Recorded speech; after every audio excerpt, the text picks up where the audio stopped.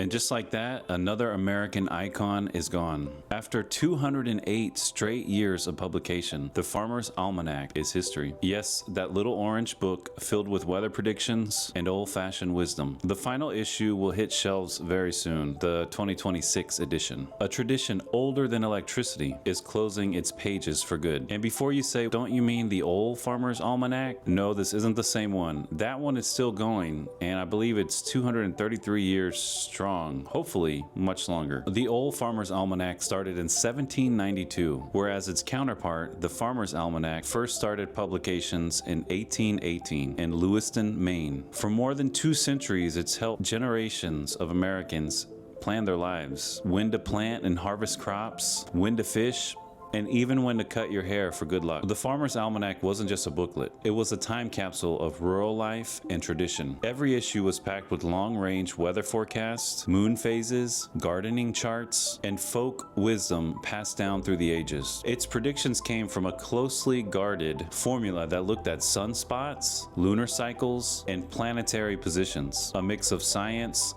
folklore, and mystery that made people debate its accuracy every year. At its peak, millions of copies were sold, printed, and shipped across the country. It wasn't flashy, but it was trusted. Long before weather apps and satellite models, the Farmer's Almanac gave people something to hold on to, a sense of rhythm, a bit of control, and a way to stay connected to nature. Even as times changed, a lot of loyal readers still stuck with the Farmer's Almanac because it wasn't only about the weather, it was about belonging to something timeless. But after over 200 years, even the oldest traditions cannot escape reality. The editors have announced that the 2026 edition, coming up later this month, will be its last. Rising printing costs, falling advertising revenue, and the uphill battle of surviving a digital world finally caught up to it. The editor said it wasn't an easy choice, calling it the season we'd hoped would never come. The website will also go offline late this year in 2025, closing the book completely on a 208-year legacy. The Farmer's Almanac carried more than just predictions. It carried culture. It taught people how to live with the seasons, plant by the moon, and respect the weather's rhythm. It offered recipes, home remedies, trivia, and those famous